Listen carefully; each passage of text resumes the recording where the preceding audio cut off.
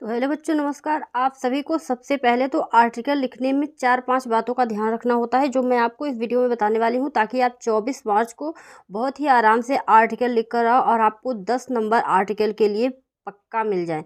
तो इसके लिए आपको सबसे पहले करना क्या होगा, सबसे पहले देखिए आपसे इस तरीके का क्वेश्चन पूछा जाएगा, राइट एन आर्टिकल, यानी कि एसे को ही आर्टिकल कहा जाता है। ठीक है, article any one of the following topic in about, आपको सिर्फ 100 वर्ड में या फिर 150 वर्ड में आर्टिकल लिखना है।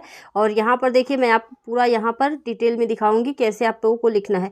जैसे मान लीजिए किसी चीज़ पर, किसी भी टॉपिक पर आर्टिकल पूछा जाता है, तो यहाँ पर देखिए जो इम्पोर्टेंट है बहुत ज़्यादा इस पर पूछा जाता है, तो यहाँ पर इसको सबसे पहले आप लोग देख लीजिए और याद कर लीजिए।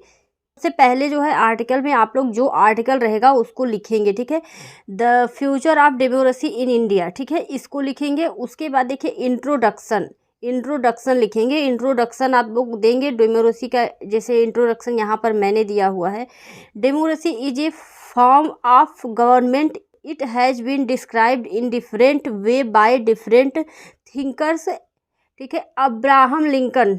इस तरीके से आप लोग पूरा डिटेल में बताएंगे कि कैसे कैसे डेमोक्रेसी के बारे में इंट्रोडक्शन देंगे। ठीक है, the president of USA call democracy in the government of the people by the people according to the Mahatma Gandhi. यहाँ से यहाँ तक आप पढ़ लीजिए। ठीक है, इसी तरीके से आपको इंट्रोडक्शन देना है डेमोक्रेसी का। ऐसे ही मैं आपको सारे जो है आर्टिकल बता दूंगी जो इम्पोर्टेंट होते हैं। सबसे पहले तो ये 100%, ठीक है, 100% इसके आने के चांसेस हैं, पूरे ये चांसेस नहीं, समझ लीजिए कि आएगा ही आएगा। ठीक है, तो इसको बढ़िया से तैयार कर लीजिए। दूसरा जो हेडिंग आप लोगों को लगाना है, डेमोक्रेसी इन इंडिया।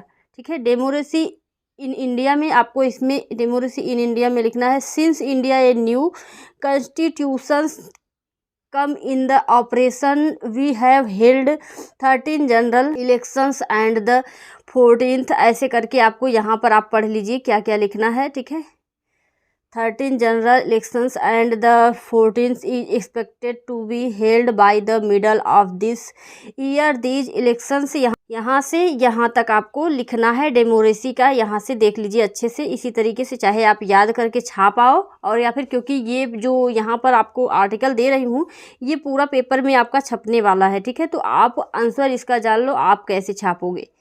तीसरा हेडिंग जो यहाँ पर है इसको आप लोगों को करना है।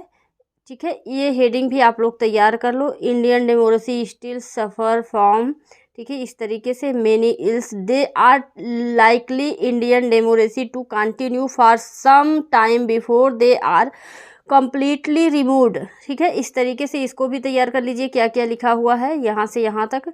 पूरा आपको ज़्यादा आपको पढ़ने की ज़रूरत नहीं है, सिर्फ यहाँ पर जितना दिया हुआ है मैंने बहुत ही छाट काट कर जो इम्पोर्टेंट है, जितना लिखने से आपको पूरे 10 नंबर यहाँ पर मिल जाएंगे, उस तरीके का मैंने यहाँ पर निबंध आप लोगों को आर्टिकल दिया है। ठीक है, फ्यूचर, चौथा हेडिंग जो आप लोग डालेंगे, future of democracy in India.